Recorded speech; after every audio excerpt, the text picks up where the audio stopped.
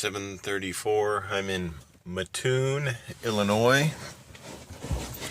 If you see that building there, it kind of descends down into a ditch. Well, those are railroad tracks, which I discovered last night around 11 o'clock. Or it discovered me while I was sleeping. I thought a truck was parking on me, and then I thought a truck was going to run over me. Then it come to find out it was a train. I've unloaded my shingles. It's sprinkling here. It's not really, heavily raining or anything, but it is, 34 degrees or so. So it's wet and cold and waiting on my next assignment. I am probably within an hour and a half, plus or minus, to my home. In fact, since I have nothing else to do, I'll take a look to see what the other thing this GPS does is it has the ability to save groups. So I saved all the Maverick yards that I go to in my GPS group, so I don't have to retype the address, so it makes it convenient. So if I know I'm going to a particular Maverick yard, I just... Make a U-turn if possible, okay. And then turn left in 500 feet. Yeah, she is loud. So yeah, 2 hours. So somebody had asked, and I don't know if this will answer that person's question. See how I was looking at the... Here, let me go back and explain what I'm doing. Let me put this down. There we go. Right in the lower right-hand corner, there's this button with a bunch of squares. That's what I'm going to push. And if you want to change preferences because your map keeps changing on you, mine, for some reason, the map, the auto scale, often, me going through the different functions of the map and changing where I'm looking at and zooming in or zooming out often changes this to off, the auto zoom. So I go back on here and change it to on and auto scale. But you can do that with any of your preferences here if you want it, how you want your GPS set up. I don't know if there's necessarily a fix to prevent your map from changing, because if I like the 3D view, which I do, I can switch between north up, where it just shows north, or my preference. I use this when I'm looking in close to a city, because I want to see where the exact turns are. But when I drive, I like to have the 3D view on in front, so I can see how it's coming up in front of me. Anyway, that's it for now. I've been unloaded for about 5 minutes or so. I just finished all my paperwork, and we will see what we get next out of here. I don't know if... I'm probably going to have to travel at least 120 miles to go pick something up. There is... I'm in Mattoon, Illinois, and there's really not a whole lot around here. This is a rather small town, and so it was very quiet last night. At the facility I'm delivering at, which remains nameless, behind those windows, if you go on the side there, it's actually visible inside, and there's a bunch of old cars. And I'm not just talking the 70s. There's probably a vehicle in there from the 30s, I want to say, maybe even the 20s.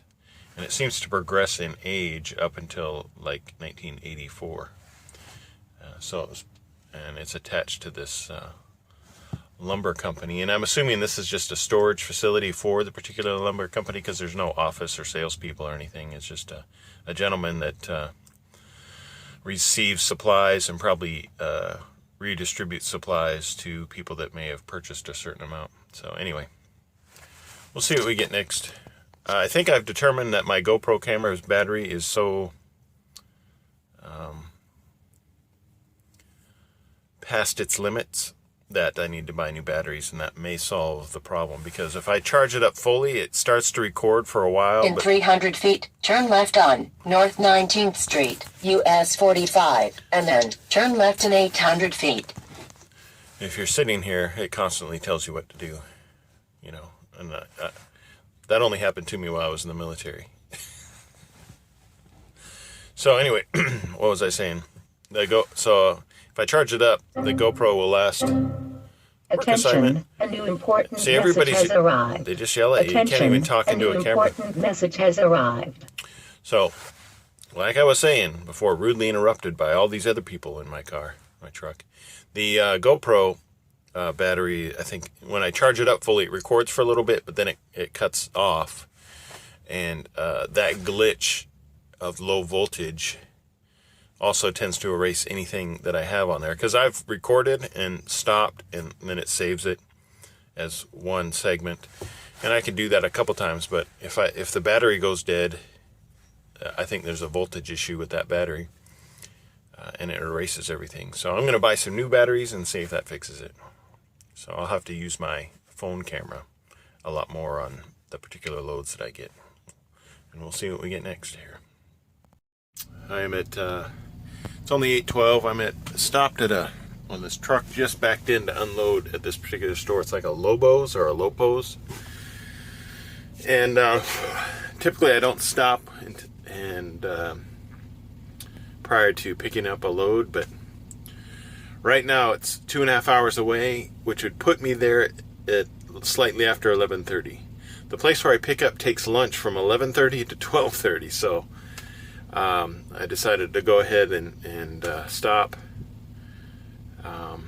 pick up some supplies, ponder the universe, be thankful for the wetter weather, because even though some may not appreciate the rain, and most of the times I like it dry, but when you've been traveling through salty roads and your maroon truck looks white, the rain certainly helps remove that salt product off of your truck, so it looks maroon again. Though when it dries, it'll probably have a slightly pale complexion. So I'm going to go ahead and head over to where I'm going to pick up, and there will be obviously time once I get there. I've been there before. I'm getting a coil, and I have to tarp it, which is fine, and going to Atlanta, Georgia, delivering Friday morning in Atlanta, Georgia. So I can only cross my fingers that when I deliver that Friday morning, that my return journey to pick up my next load is in the same direction as my home location, because it's like 8 hours. Well, probably in a truck it's 9 hours to my home address. So I can only hope that the weather is nice and the road conditions are good, and that traffic is minimal, in order to allow me to make it home on Friday night versus Saturday morning, because odds are when I get my load tomorrow, it will deliver Monday morning, which isn't necessarily an issue. It all really depends on where it's delivering. So if it's delivering 300 or more miles away, then I'm going to have to leave on Sunday. And getting home on I talk about this a lot. It's what occupies my mind when weekends approach. I think that's probably one of the downside. I guess I put that in the downside column for truck driving. For this particular style of driving, where you drive for 5 days and then get home for the weekends, because it's uncertain. There's a lot of uncertainty. I guess it's not uncertainty. It's more unpredictability. And there is a difference. I am certain that I'm going to drive during the week, and I'm certain that they're going to try to get me home for a weekend. But you can't predict when weekend will occur or how long. Like when it'll start officially and when it's going to stop. Because oftentimes there are times when you get home on a Friday, which is great, and leave Monday morning. There are times where you get home Saturday and leave Monday. There are times you get home Friday and leave Sunday. There have been very few occasions where I've gotten home Saturday morning and left Sunday afternoon. So, but that's rare. I think I've only had to actually do that once. And similar to the paycheck, in the majority of trucking companies, you get paid by the mile, and since your miles vary, you're not going to get the same exact miles every week. So your paycheck will not be exactly the same every week. So there's less predictability. So you have to plan ahead and be ahead. If that makes sense. You have to, like for bills, for instance, you really have to make sure that you've stashed enough away to cover your bills for that paycheck that comes, and you're like, oh, then didn't cut it this week. And but I know in 2 weeks that check's going to be huge because of the way the miles fall during the week. So living the law of averages sometimes can test you, but once you get used to it and you're prepared for it, once you're prepared for that unpredictability, I've noticed things go a lot smoother. But I think the one thing, there's just one thing that my mind, my particular brain and its brain chemistry, my brain chemistry, doesn't like. It's the unpredictability of weekends.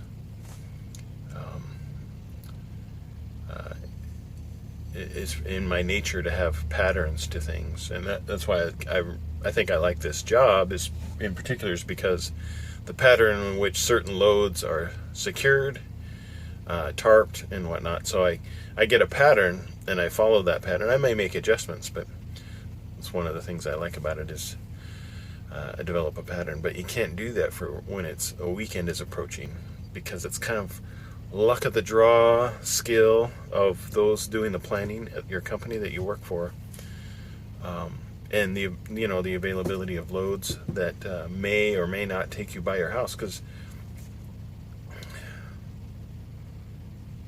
so anyway, time to drive to arrive at lunchtime for my steel coil. Okay, I've got slitted coils, and I looked on my media manager to see how to secure, because I haven't done these in a really long time. As you can see, my snap binders are secured by bungees. I still got a little bit more to do. I got timber going across the top to form like a teepee, even though these are uneven.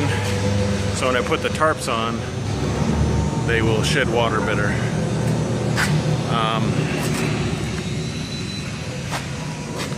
Yeah, I know people have said, oh, you can't do that, but that's how Maverick teaches, and they teach according to the FMCSR. So I did my, the directions I saw on my Omnitracks didn't show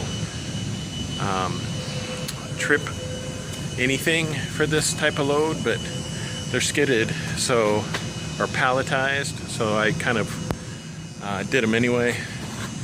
I did it one level up because in order to get a more secure bite on the stack, on the front and the back. So anyway, let the judgment commence. Yeah, so now I've got to tarp and secure the tarps and then get paperwork. So yeah, that's what I'm hauling to Atlanta, Georgia on a Thursday afternoon. So that means I'll be delivering sometime Friday, early, late morning. And then we'll see where we go from there.